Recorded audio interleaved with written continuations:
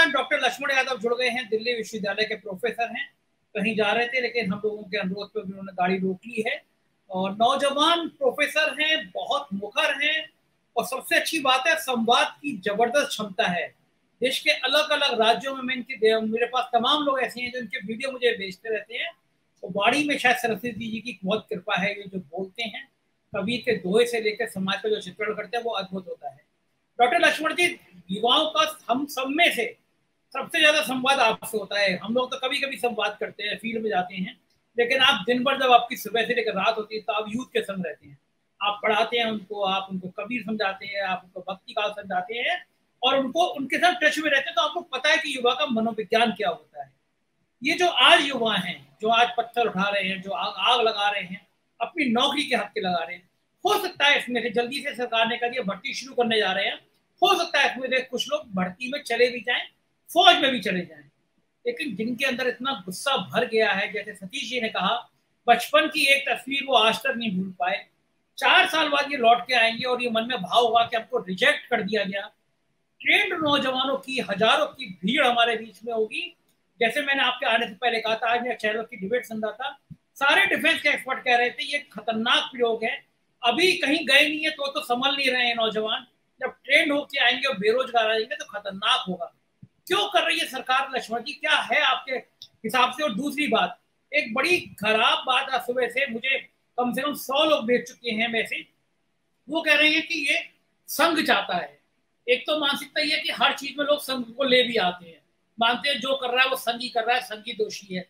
लेकिन लोग एक विचारधारा की बात कर रहे हैं कि ये जो ट्रेंड लोग आएंगे इनको हिंदुत्व की पाठशाला का पाठ पढ़ाया जाएगा, तब लाठी डंडे की जगह आपको ट्रेंड लोग मिल जाएंगे जो गांव गांव में देहात में होंगे, किसी भी तरह अपनी विचारधारा से प्रेरित कर लिया जाएगा। ये खतरनाक बात है देश के लिए और देश के जो हालात हैं।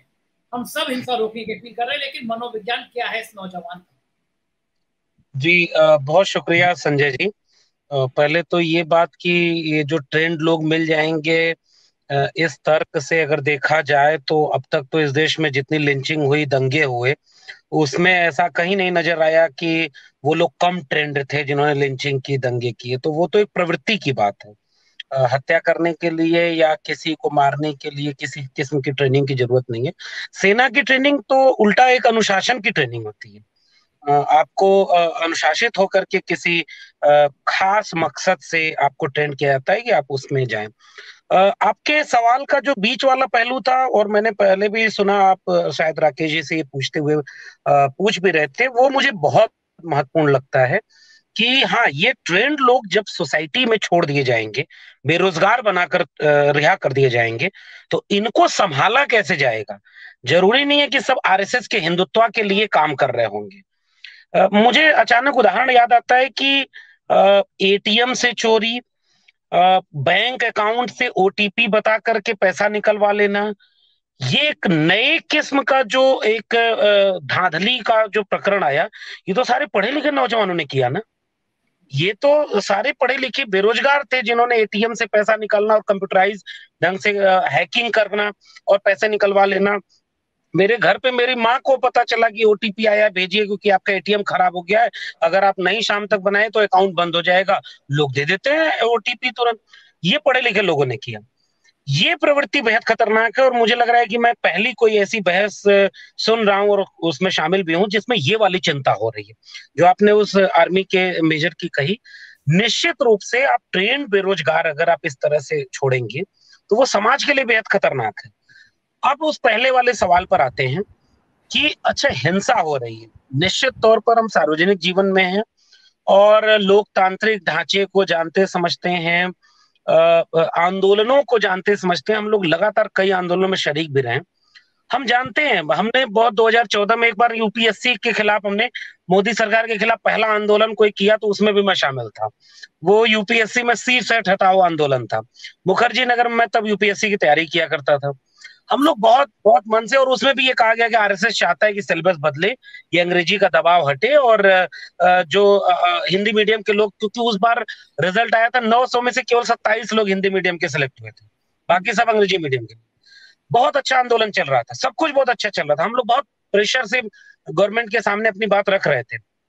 2 हफ्ते 3 हफ्ते जाते जाते अचानक फिर होता ये है कि जो सरकार ने वादा किया ठीक उल्टे, उसके उल्टे नोटिफिकेशन जारी हो जाता है। हम लोग मंच संचालन कर रहे थे, हम लोग लीड कर रहे थे, कई लोग थे, उसमें मैं भी था। हमारे रोके कोई रुका नहीं साहब, और उसके बगल में जो नेशनल हाईवे था, 2 गाड़ियां फूंक दी गई शाम तक। ये एक तो हिंसा का मनोविज्ञान ये होता है कि कई बार प्रायोजित भी होती है, लेकिन कई बार वो भरी हुई हिंसा होती है जो गुस्से में निकल जाती है एक पक्ष। लेकिन उसका नुकसान ये होता है कि फिर वही जो विजुअल था गाड़ी के जलते हुए का, उसे टीवी चैनल रोज चलाते हुए ये दिखाने लगे कि बताओ ये लोग आईएएस बनना चाह रहे हैं, बताओ ये लोग जो है देश की सेवा करना चाह रहे हैं। और वो जो गुस्सा था जो नियंत्रित नहीं हो पाया, जो सरकार की वजह से था, क्योंकि सरकार भी चाहती थी कि ये कुछ ऐसा करें जिससे टीवी चैनल की डिबेट हमारी बदल जाए। हम उन्हें ये समझाएं कि पूरा आंदोलन ही खराब है।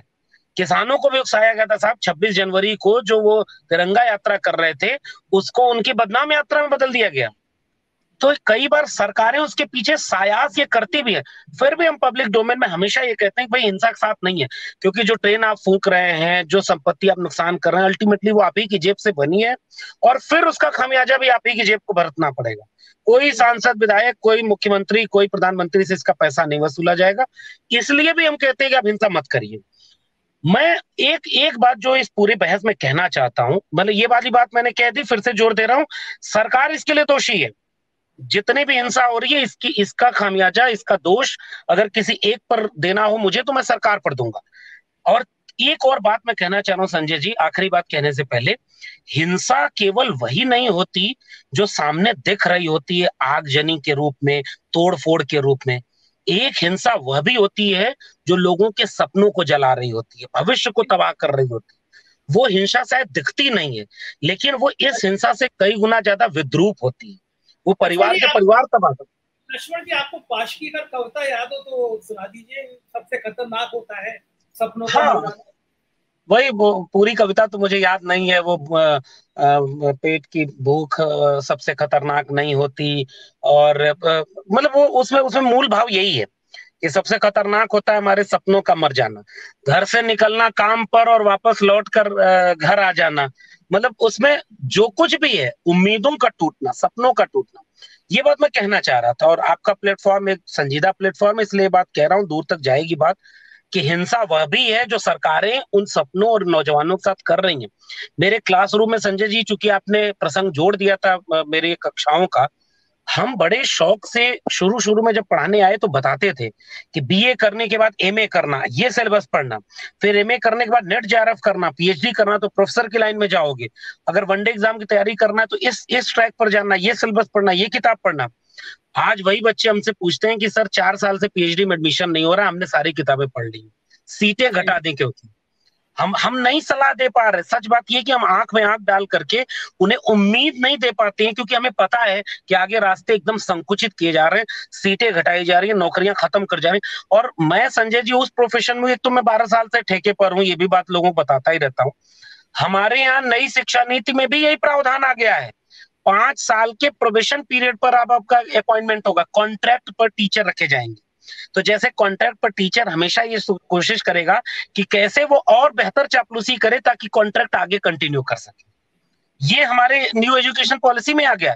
ये तो शुक्र मनाओ, मैं तो इन नौजवानों को थैंक यू कह रहा हूं कि ये ठेके पर जो सेना में भर्ती आई, इसको कम से कम एक मुद्दा बना दिया। फिर भी मैं कह रहा हूं ये आग लगाना, मैं इसका सहमत नहीं हूं, आग वाग मत लगाओ, इसे एक जन आंदोलन का रूप दो, ये मेरी आखिरी टिप्पणी है।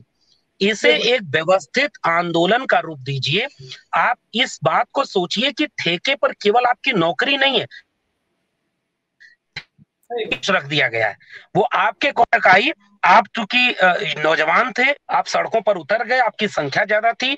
अब ठीक बात है कि मीडिया आपको पत्थरबाज नहीं कह रही है, आतंकवादी नहीं कह रही है, मीडिया पर बुलडोजर आपके ऊपर नहीं चलेगा, आपके पास ये प्रिविलेज है। दाढ़ी टोपी होती तो अब तक क्या हो गया होता। लेकिन मैं इसको कह रहा हूं, मेरा सुझाव बस ये रहेगा कि इसे एक व्यवस्थित आंदोलन के रूप में शामिल किया जाए। पूरे देश में जहां जहां आग लग रही है ना, वहीं वहीं ये हजारों की संख्या में बैठ जाएं बस, और एक सवाल पूछें कि तुमने ठेके पर नौकरी दी, तो आखिरी बात है, बैंक बेच दिया, रेल बेच दिया, शिक्षा बेच दी, न्यू एजुकेशन पॉलिसी बेच दी। जब पॉलिसी का इशू है ठेके पर रखना, तो आपकी नौकरी अकेले बिना ठेके के रह जाएगी, बाकी सब ठेके पे चले जाएंगे, तो नहीं होता ना भाई। लगेगी आग तो आएंगे घर कई जद में। तो आग जैसे मुसलमान को जला रही थी, अब आपके घर को जलाई ना। अब आपको समझ में, आप कल तक तो आपको मजा आ रहा था हिंदू मुस्लिम मंदिर मस्जिद में, अब तब तक आप नहीं बोले। और मैं राकेश जी की उस बात से सहमत हूँ, अभी भी चुनाव करा दिया जाए तो कई लोग इसमें बहुसंख्यक में जाएंगे उधर कि अरे नहीं, विकल्प कौन है, वो वही वाली भाषा बोलेंगे जो गोदी मीडिया बोलता है, और वो उन्हीं को वोट दे देंगे। लेकिन मेरी चिंता इस बात की है कि सरकार बने बिगड़े, सतीश जी बिल्कुल वरिष्ठ व्यक्ति है, वो जो कह रहे थे मैं उससे सहमत हूँ। अब ये चिंता किसी सरकार के बनने बिगड़ने, मुख्यमंत्री प्रधानमंत्री की नहीं रही। अब तो इस देश में पूरी एक पीढ़ी बर्बाद होने के मुहाने पर खड़ी हो गई, और मैं तो कहता हूं कई बार बर्बाद हो चुकी है। इसलिए अगर इस पूरे गुस्से को मेरी सलाह माने तो एक व्यवस्थित रूप दिया जाए कि पॉलिसी पर क्वेश्चन किया जाए, नीतियों पर सवाल किया जाए कि 70 साल में देश पहले क्या होता था कि जश्न मनाता था कि बैंकों का राष्ट्रीयकरण किया गया, इसे एक उपलब्धि माना जाता था। अब बैंक बेचना उपलब्धि हो गया है। रेलवे घाटे में था, लालू प्रसाद के समय में रेलवे मुनाफे में आया, अब रेलवे की जमीन बेची जा रही है, पटरियां बेची जा रही हैं, अब रेलवे की नौकरी कैसे बच जाएगी। स्कूलों और विश्वविद्यालयों में जो जमीन होती है, खेल के मैदान होते हैं, नई शिक्षा नीति क्या कह रही है, उन खेल के मैदानों को लीज पर दिया जाएगा। सब पूंजीपतियों की उस जमीन पर निगाह है, तो अकेले आपकी नौकरी तो देखिए नहीं बचेगी, वो भी ठेके पर जाएगी। आपने आक्रोश दिखाया, बहुत अच्छा, मैं सारे नौजवानों को सैल्यूट करता हूं। देखिए वो गुस्सा है ना, गुस्सा एक गुस्सा होता है जो प्रतिक्रिया में निकलता है। मैं तो कह रहा हूं कि मैं फिर से कह रहा हूं, हिंसा का समर्थन नहीं कर सकते, इसे व्यवस्थित रूप दो। लोकतंत्र में सबसे बड़ा आंदोलन कोई होता है तो संख्या बल का आंदोलन होता है। जमहूरियत एक तर्ज हुकूमत है कि जिसमें बंदों को गिना करते हैं, तौला नहीं करते। आप आप सड़क पर उतर जाओ और एक साथ, दिल्ली में शायद वो 20 तारीख को कर रहे हैं, किसान जीते, क्योंकि किसानों ने एक समय के बाद समझ लिया कि बिना हिंसा के भी वो खालिस्तानी हो गए, आतंकवादी हो गए, हिंसा करने पर तो उनके टिकने नहीं देते। अपना आत्मबल दिखाइए, सड़क पर बैठ जाइए, जन आंदोलन करिए और नीतियों पर सवाल करिए, जो नीतियां बारी बारी से सब बेच रही हैं, तब शायद आप अपनी नौकरी भी बचा पाएंगे और अपने साथ वाले की भी नौकरी बचा पाएंगे। ये मेरी टिप्पणी, बहुत शुक्रिया।